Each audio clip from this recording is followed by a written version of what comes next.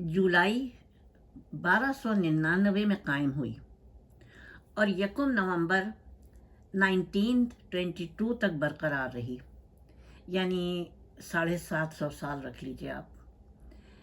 इन 600 इन 623 बरसों में 36 उस्मानी सलातीन आए और गए। आले उस्मान की आखिरी निशानी सुल्तान अब्दुल मजीद सानी थे,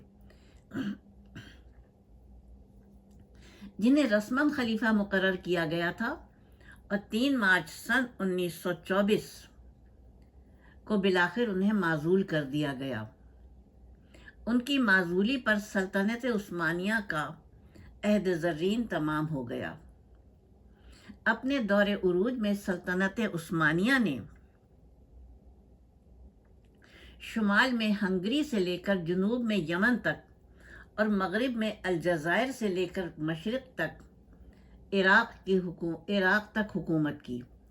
सल्तनत उस्मानिया का सबसे पहला दारुल हुकूमत 1280 में कायम हुआ और फिर ये 650 साल चला। सल्तनत उस्मानिया में फ़न तामीर अपने उरूज पर पहुंचा और इनके तामीरात में सल्जौक़ी फ़न तामीर का बहुत असर रहा।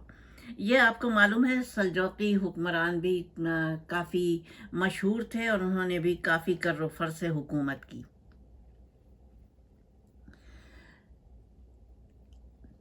यहाँ पर एक महल के बाबत बताना चाहूँगी कि दुनिया में ये मशहूर है तोपकापी अजायब घर, जबकि ये तोपकापी नहीं बल्कि तोपकापी है।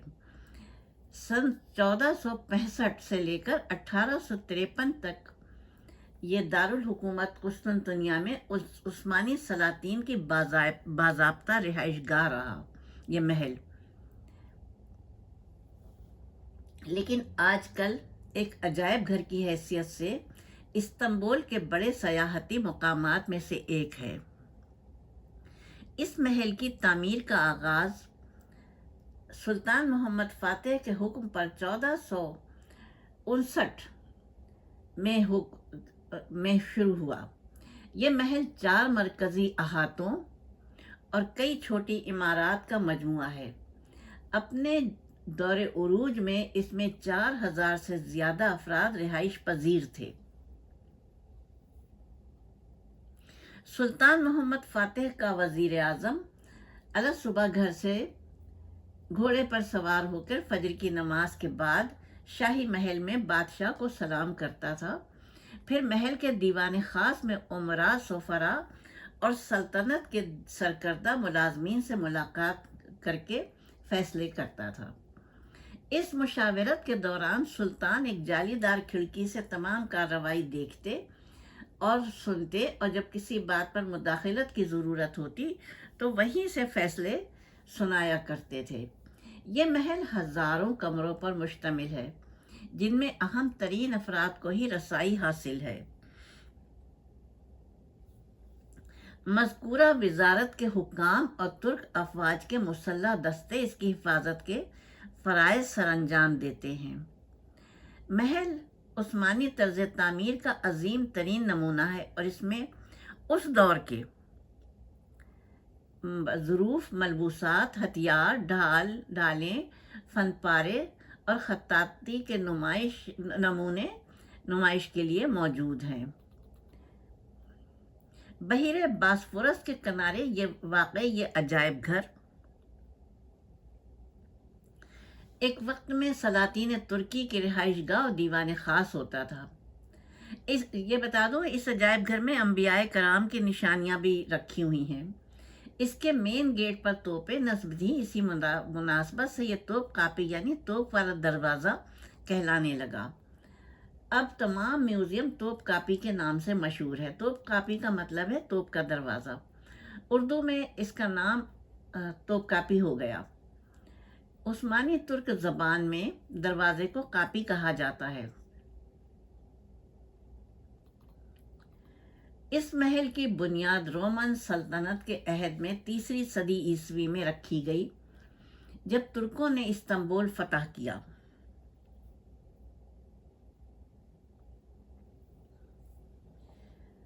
تو پھر یہ سلطان محمد استنبول کے حوالے سے سلطان محمد فاتح کہلانے لگا اور انہی کی سرکاری رہائش گاہ بن گیا۔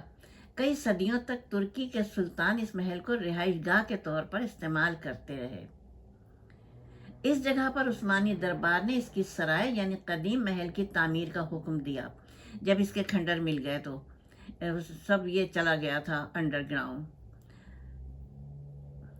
سلطان مزید بہتر جگہ کی تلاش کے بعد 1459 میں توپ کاپی کی موجودہ جگہ پر محل کی تعمیر کا حکم دیا سلطان نے۔ ابتدائی طور پر یہ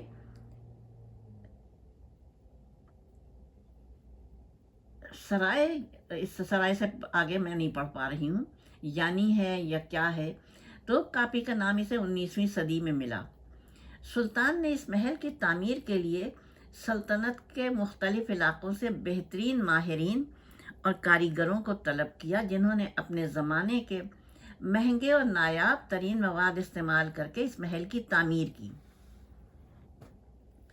جب کمال اتاترک نے خلافت ختم کر کے جدید ترکی کی بنیاد رکھی تو سن 1923 میں اس محل کو عجائب گھر کا درجہ دے دیا گیا اور اس کے دروازے ہر خاص و عام کے لیے کھول دیے گئے۔ محل کے جنوبی اور مغربی جانب ایک عظیم شاہی باغ بھی اس میں تعمیر کیا گیا، جو کہ گلخانہ باغ کہلاتا ہے یعنی پھولوں کا۔ اس محل میں داخلے کے کئی دروازے ہیں، جن میں سے مرکزی دروازہ باب ہمایوں یا باب سلطنت کہلاتا ہے۔ یہ عظیم دروازہ پہلی بار 1478 میں تعمیر کیا گیا، تاہم 19ویں صدی میں اس کو دوبارہ سنگ مرمر سے تعمیر کیا گیا۔ اس دروازے پر قرآن مجید کی آیات کی خطاطی ہے اور مختلف سلاطین کے تغرے بھی ہیں۔ یہ دروازہ فجر سے لے کر عشاء کی نماز تک کھلا رہتا تھا۔ وزراء یا غیر ملکی شخصیات کے علاوہ کسی کو اس دروازے سے گزرنے کی اجازت نہیں تھی۔ دوسرا دروازہ باب السلام ہے، جس کے دونوں جانب دو برج ہیں۔ برج ہے، میں پڑھنے میں غلطی کر رہی ہوں، ایک جیسا لکھا جاتا ہے لیکن برج اور برج میں فرق ہے۔ برج وہ ہوتے ہیں جو کہ دریاؤں پہ بنائے جاتے ہیں، ڈیم، اور یہ برج ہیں جو کہ لمبے لمبے اوپر جاتے ہیں اور پھر وہ ان کی تعمیر ہی اوپر ہوتی ہے۔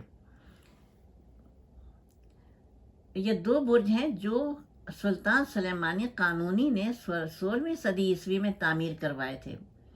اس دروازے سے صرف سلطان کو گزرنے کی اجازت تھی۔ تیسرا دروازہ باب السعادہ ہے، جو 15ویں صدی عیسوی میں تعمیر کیا گیا، جو محل کے رہائشی افراد کی آمد و رفت کے لیے استعمال ہوتا تھا۔ اس دروازے سے گزرنے کے لیے سلطان کی خاص اجازت درکار ہوتی تھی، حتیٰ کہ صدر اور وزرائے اعظم کو بھی خاص دنوں میں مخصوص صورتحال میں اس دروازے سے گزرنے کی اجازت تھی۔ سلطان اہم تہواروں پر اس دروازے اور دیوان میدان کو استعمال کرتے تھے، جبکہ سلطان کی آخری رسومات اور نماز جنازہ بھی اسی دروازے کے سامنے ادا کی جاتی تھی۔ محل میں واقع کئی صحن یا احاطے واقع ہیں، جن میں اعلیٰ میدان، دیوان میدان، اندرون میدان اور صوفہ ہمایوں شامل ہیں۔ محل کی عمارتیں 20 ایکڑوں پر پھیلی ہوئی ہیں اور قرون اولیٰ کے محلات کی طرح یہاں بھی مختلف امور کے لیے الگ الگ عمارتیں ہیں۔ ان میں سلطان کا ذاتی محل سرا ہے، جس کے آرام دہ کمروں میں سلطان کا خاندان رہتا تھا۔ ساتھ ہی حرم سرا کی عمارت ہے، جس میں لونڈیاں اور باندیاں رہتی تھیں۔ محل سرا کی حفاظت کے لیے خواجہ سراؤں کے خاص کمرے تھے، جن کے سامنے سے گزر کر ہی محل سرا میں داخل ہو سکتے تھے۔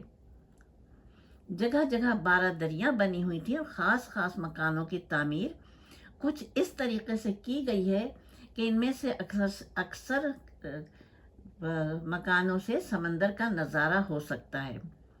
ایک بڑے صحن میں نہانے کا تالاب ہے جس کا سائز ایک اولمپک سوئمنگ پول سے کم نہیں ہے بلکہ زیادہ ہی ہوگا۔ یہاں سلطان اپنی کنیزوں اور باندیوں کے ساتھ وقت گزارتے تھے۔